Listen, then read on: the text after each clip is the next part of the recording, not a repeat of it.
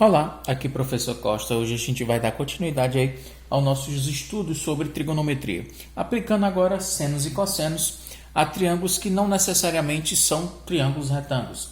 É a aplicação para qualquer tipo de triângulo. Essas relações métricas que a gente vai utilizar hoje, relações trigonométricas, elas são válidas para todo e qualquer triângulo. Elas são as conhecidas por lei de senos e lei dos cossenos. A lei dos senos se aplica a qualquer triângulo, não necessariamente retângulo, qualquer triângulo, em que cada lado é diretamente proporcional ao seno do ângulo oposto. Ou seja, A está para o seno de A, assim como B está para o seno de B, assim como o lado C está para o seno de C, certo? Cada lado está para o seno do ângulo oposto. Realmente parece simples, né? Mas o que complica? A maioria das pessoas ainda não conseguem lembrar qual o valor de seno, cosseno e tangente dos ângulos notáveis. É necessário conhecer, tem que saber. Então vamos lá. Nosso exemplo está aqui um triângulo de ângulo 45 e 60. A gente pode descobrir esse outro ângulo, mas não é necessário, a questão não está enfatizando isso. E oposto a 45 eu tenho um ângulo de 30 e oposto a 60 eu tenho um lado de x. Então é o seguinte, cada lado está para o seno do ângulo oposto. X, quem é o oposto de x, seria 60. Então, seno de 60 graus, assim como o lado de 30 está para o seno de 45.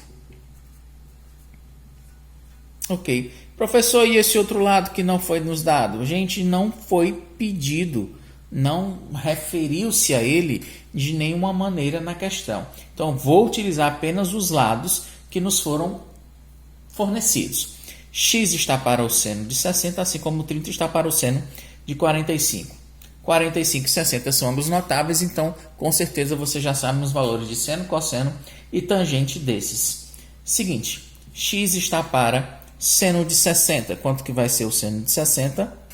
Da raiz de 3 sobre 2. Isso tem que ser igual a 30 sobre seno de 45. Seno de 45 vai ser raiz de 2 sobre 2. Igualdade entre duas razões, nós temos uma proporção. O produto dos meios é igual ao produto dos extremos. Então, nós temos aqui que raiz de 2 sobre 2 vezes x tem que ser igual a 30, que multiplica a raiz de 3 sobre 2. Raiz de 2 sobre 2. Onde é que vai esse x aqui? Raiz de 2 sobre 2 vezes x dá raiz de 2 sobre 2, x. Raiz de 3 sobre 2 vezes 30 dá 30 raiz de 3 sobre 2. Denominadores iguais, né? Vou ignorar, como se eles não existissem. Então, x vai ser igual a 30 raiz de 3. Raiz de 2 está multiplicando, vai para o outro lado, dividindo, raiz de 2. Para que ele não fique com raiz no denominador, eu vou ter que racionalizar. Tem que multiplicar em cima e embaixo pela raiz de 2. Então, você tem, x vai ser igual a raiz de 3 vezes raiz de 2. Vou repetir o 30, vai ficar raiz de 6 sobre raiz de 2 vezes raiz de 2, da raiz de 2 ao quadrado, que vocês podem fazer direto. Então, nós temos 30 raiz de 6 sobre, cancela a raiz com expoente, sobrou 2. Então, x vai ser igual a 30 dividido por 2, são 15. 15 raiz de 6, ok? 15 raiz de 6, como foi dado em metros, 15 vale 15 raiz de 6 metros. Não esqueçam de colocar a unidade também, ok? Então, seguinte, lei dos senos, normalmente a aplicação ela sempre vai te fornecer, ou então ela vai exigir a relação entre dois lados e dois ângulos, no mínimo. E para a lei dos cossenos, normalmente a lei dos cossenos, ele vai te fornecer apenas um ângulo, certo?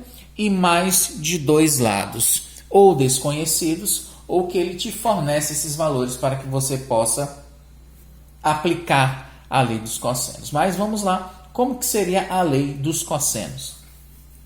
Só que eu não vou mudar muita coisa, está ali o nosso triângulo base, é um triângulo qualquer, não necessariamente tem que ser um ângulo reto, um triângulo retângulo, certo? É um triângulo, só a lei dos senos que não vai se aplicar a ele. Agora vamos falar sobre a lei dos cossenos. Ela diz o seguinte, vou escrever logo aqui, lei dos cossenos. Ok. Seguinte, ó, cada lado de um triângulo qualquer, ou ainda o quadrado de um dos lados, é igual à soma dos quadrados dos outros dois lados. O lado é A, né? Igualzinho, inclui A.